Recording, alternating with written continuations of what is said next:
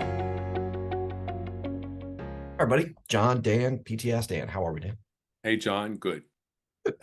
So there's a there's a handful of people I follow online. I talk a little bit about Gary Vee.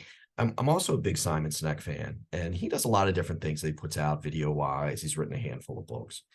But I was watching a piece where he was talking about business being an infinite game versus something like baseball being more finite. So when you wake up on opening day for baseball, everybody's got the same rules that they need to play by. There's a finite number of teams in play. Players can come and go, but the size of the team stays the same.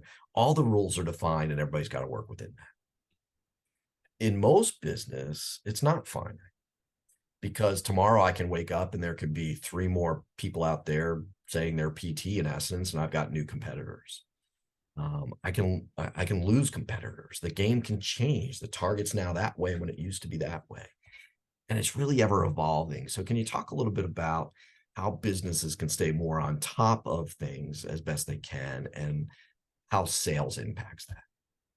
It starts with innovation. We have to constantly be improving and redefining what we're doing and who we're going after. We can't keep doing the same old thing that we've always been doing. COVID really set the stage or really helped implement that a lot quicker than maybe some companies wanted. So, for Sure. example, working remotely now, there are some companies that can allow that to happen and it can work quite well.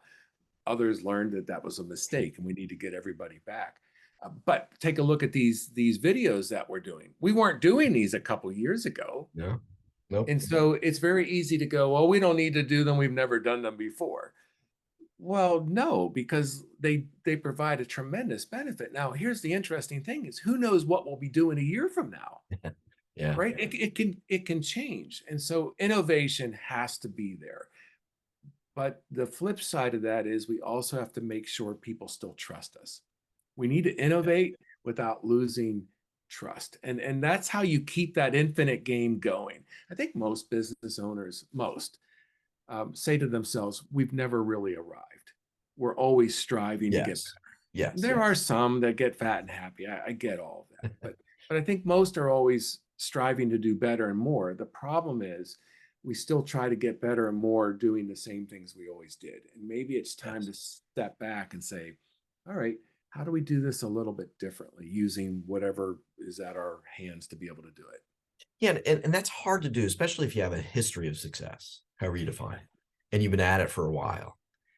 Yeah, we had the conversation just before we started doing some filming here, like how are these working? Are they doing what we want them to do? Should we change them? Should we try doing something else? And it's easy to fall back into doing what you've done for a while because it's comfortable, it's a known commodity, and there's not a lot of time and effort that makes it need to happen, if you will.